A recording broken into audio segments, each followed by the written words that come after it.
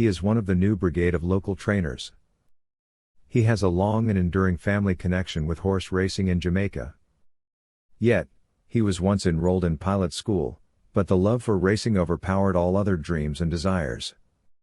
He is Steven Todd, a young man, who has dedicated himself to his first and passionate love of conditioning thoroughbreds. Todd joins with QuickGallop.com and its YouTube channel, The Quick Galloper, in this lifetime narrative. The name Steven Todd comes in a long line of Todds in horse racing. Yes. But before we get into that, tell me, what was your first memory of horse racing? Well, the memories seem like they have just always been here, because since I'm born we have been around horses. It's a whole family tradition of grandparents and extended family all involved in horse racing. So I feel like I just been at the track from I was born. Yes. You spoke about the family. Remind our viewers of the family history of the Todds in horse racing. Okay, well, my father was a trainer. His father, my grandfather, was also Richard Todd. Richard Todd. My grandfather, L.C. Todd, he was also a trainer. My grandmother, she was an owner at the track also. My mother was an owner at the track. So it's just a big family tradition for horse racing. With that being said, was there any chance that you would have done anything else than to be involved in horse racing? There was a lot of other things that I was interested in, and actually tried to divert from horse racing, and I was told to deal with school first, bookwork. Schooling is very important. So there was a lot of other interests, but really and truly the heart was just always at the track, always interested in knowing what's happening at the track, wanting to be around horses. You mentioned schooling. Tell us about your early schooling. Well, I went to St. George's College. Left St. George's and then did a whole wide host of different things. The first thing I did, I actually went to become a pilot. So I was actually in training to become a pilot. During that process, lost some interest. Went back to school. Went to university. Was doing some stuff there. And everything just led me right back to Caymans Park. By any chance, did that have anything to do with your father? Definitely. You're doing? Definitely not. There was never ever a push for me to be at the track. If I was to say, I don't think my father ever tried to persuade me to come to the track. He probably tried to push me away from the track a little bit. Wanting to make sure that everything else is done before you choose coming to the track. So it was just really me. Just the interest was just always there, and what was that hook though? I mean, you had gone off to do other things. What was that hook to get you back here? I am a fan of horse racing. I like to say this. Even though I'm a trainer, I love the sport. Just like how we watch football, you love watching football or basketball. I just love horse racing. So whether or not I was training or not, there must have been something that would have been drawing me to come back to Caymans and be involved with the horses. To make it even better is that when I was, developing the love for horse racing, my father was already so much into it and was such a good trainer that, he was winning races so regularly that, I thought it was just an easy thing that, once you're involved in racing, you're going to just be here. So I was always here, watching his winners and just enjoying the moments. So you would say that the bug bit you? Definitely did. Definitely. When was that conscious decision to come and get your trainer's license? Initially there was not a conscious decision. I was just wanting to be around my father, wanting to learn about horses, and I wasn't even thinking about really actually training them. Just being around him, learning from him, and just seeing where that takes me. And then after a while, my father was like, since you're going to be here, officially get an assistant license and then do what you need to do. And we did that. When was that? That was around 2004, 2003, thereabouts. Where, started coming to the track now on a semi-professional basis now. It wasn't a fun thing. We just coming here to just be around my father. My father was actually putting me to work. Starting to get me really involved in the processes that we do on a daily basis. And in that, then learning more. So it was not so much fun anymore, but it's a matter of actually knowing exactly what's happening and turning it into an actual work. And you did that for how many years until you got your license? Definitely. I was an assistant for about 7 to 8 years before I got the license in 2011. So for a while before. So that's 12 years now. How has the journey been for you? It has been good. It has been good. I think all of us know that racing is something that's up and down. You know, it never started off as great as, you know, I would have wanted it, but, you know, over the times it has grown, it has gotten better. You know, I've gotten better horses to train, so, you know, it's a transitional process, and we're just going through the pages. Who would have been your first winner? My first winner was a horse called Surreal. Surreal. How long after your license? It was about a month after obtaining the license. What was that moment like for you? It was a bit surreal. Surreal in name and nature. Definitely. You know, it was enjoyable. It was a really good moment. I think your first winner. The jockey was Aaron Chatry. Okay. And to date, about how many winners you think you would have saddled? I think I'm upwards of 250 winners at the moment, somewhere in that region. At this stage, still early days in your training career, you're in school to become a pilot. Are there any regrets of not going that flying route, or you know? No, you know, absolutely not. You know, I have a lot of friends that actually did complete the pilot training, and they are pilots now. And you know, speaking with them sometimes, you wonder, I wonder if what would life be if I had become a pilot. But I really don't think that there's nothing else that I would prefer to do more than being a trainer.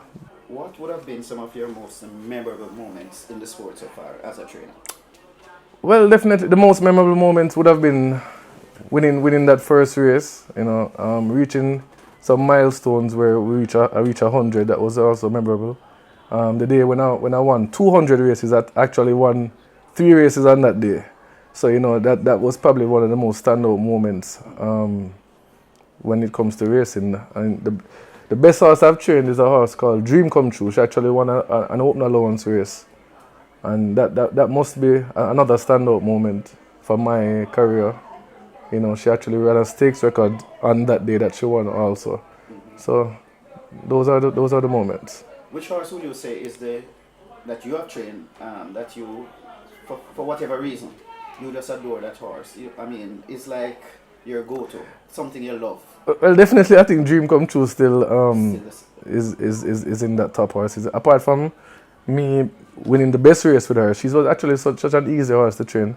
You know, she had a nice personality. You know, temperament was excellent. So, you know, there was a love for her even before she had reached that level. You know, so she's my favorite horse.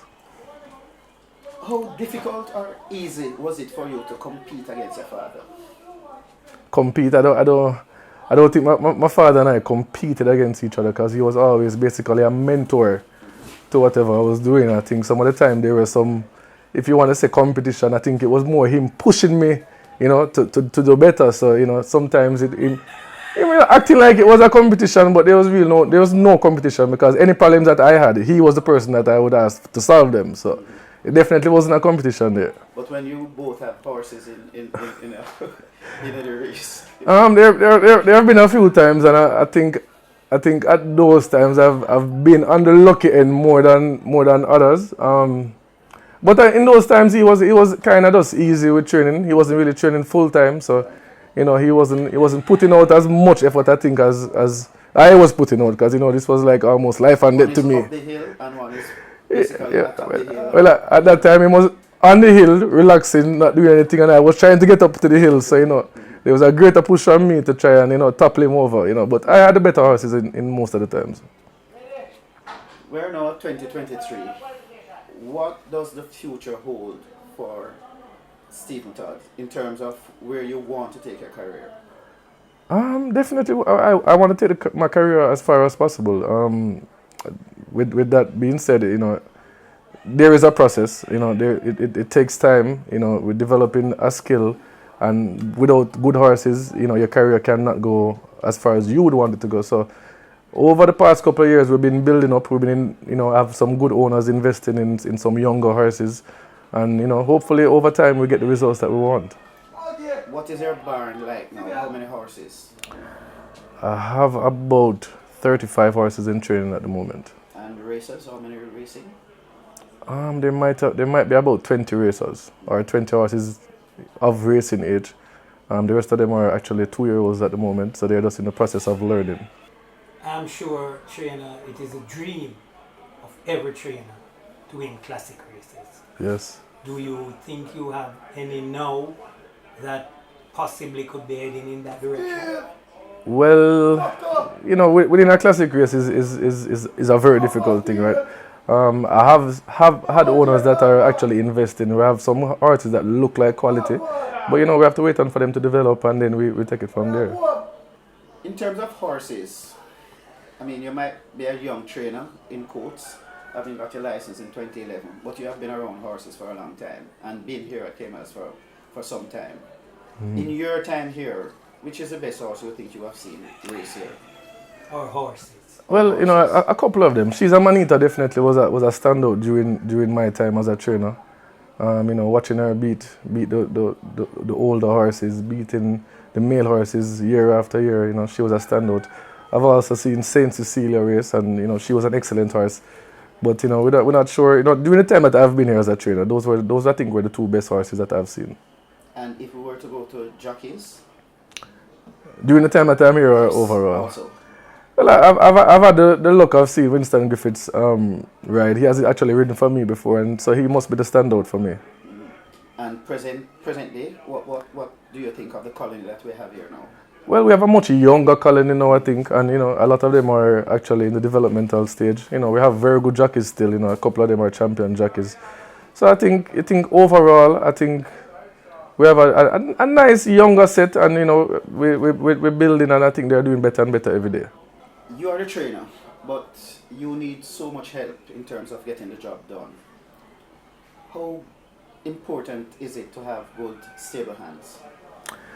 It's critically important to have good stable hands. There is so much that a trainer can do in terms of the management of a horse, but then these responsibilities are divided over a number of people. I have an assistant trainer, I have a head lad, I have grooms, and everybody has a good amount of responsibility that they must complete for the total package to work. So it's a big teamwork for anybody that's involved in horse racing. It goes right down the groom, the jockey. You know, they all play very important parts in the horse. So without them, there'll be no trainer. And of course the owners. And the most important people then, you know, providing us with the horses to actually get the work done. So, you know, owners extremely important, and you know, they provide us with the horses, and then we do the work. So it's a big teamwork. It's a ball, it's a ring that is a continuous. It is a circle, and if each person not playing their part, then we won't have any success.